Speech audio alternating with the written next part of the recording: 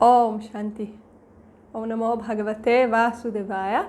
Welcome to another Yoga Small Talk, and we continue with 7 minutes Bhagavad Gita a day.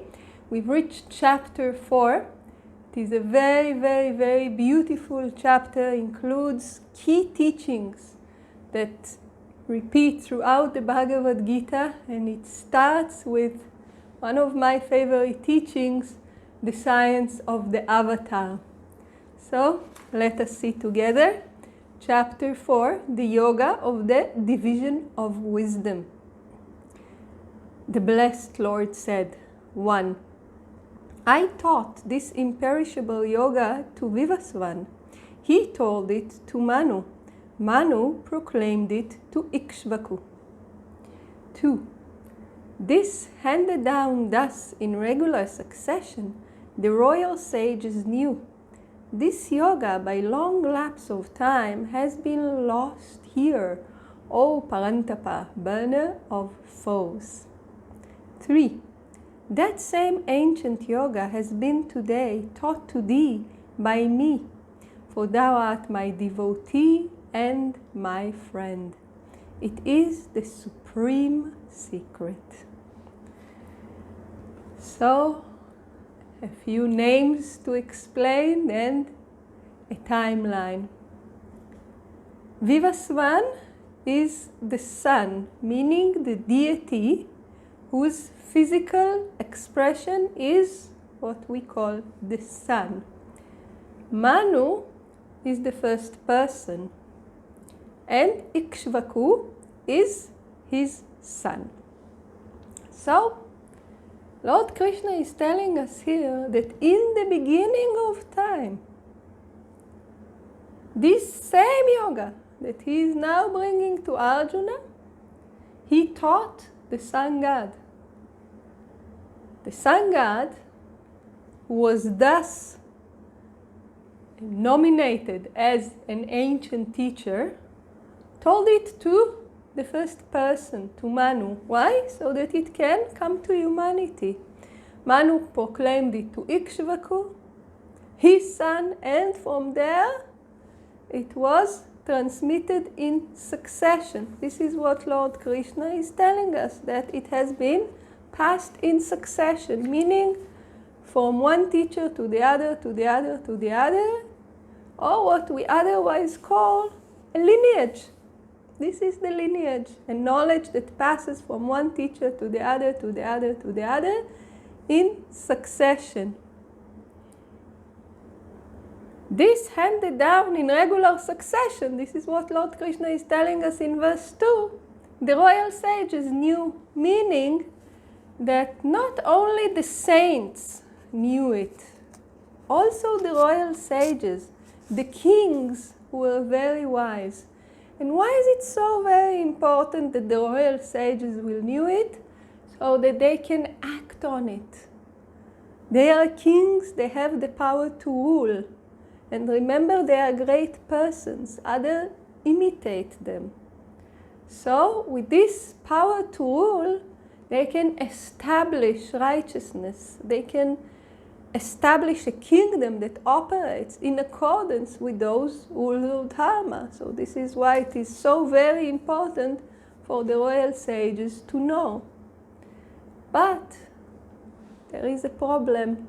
After some time, Lord Krishna is telling us, by long lapse of time, this yoga has been lost, meaning that the lineage was broken and the knowledge started either being diluted or distorted or gone, either one.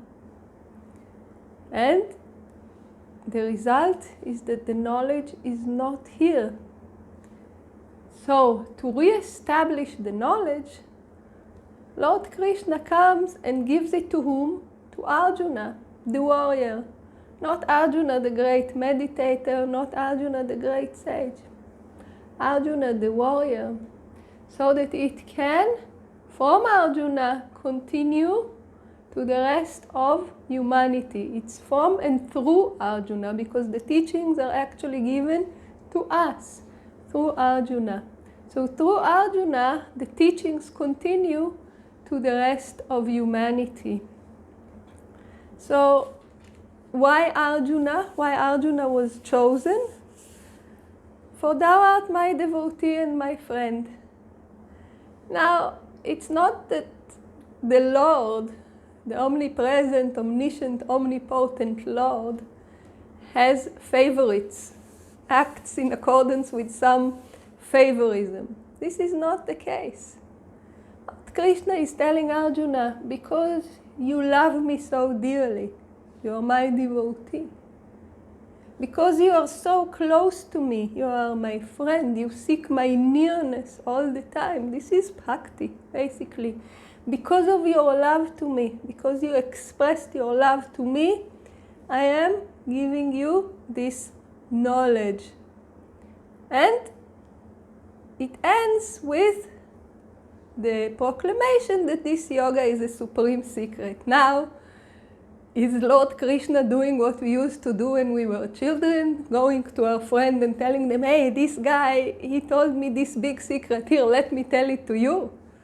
And actually put it in a big book, so to make sure it's no longer a secret. No, this is not the case. It is a secret, because if we just read it without proper guidance, without having a teacher whom we serve, and without devotion, we will understand nothing. We will not reveal the secret. We will say the words, maybe we will understand the story, but we will not know the secret. So, because Arjuna told Lord Krishna, remember in the beginning of chapter 2, he expressed to Lord Krishna his desire to become his disciple, and added to that self-surrender, Lord Krishna accepted it and revealed the teaching to Arjuna by way of teacher teaching a disciple. And thus the secret was revealed. But to the one who does not have a teacher, it will not be revealed. So this is the meaning of secret. Now, this is just to go over the names and the facts.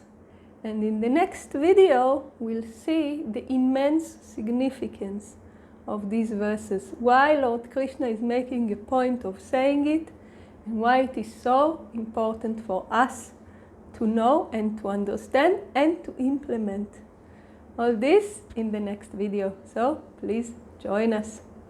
Om Shanti.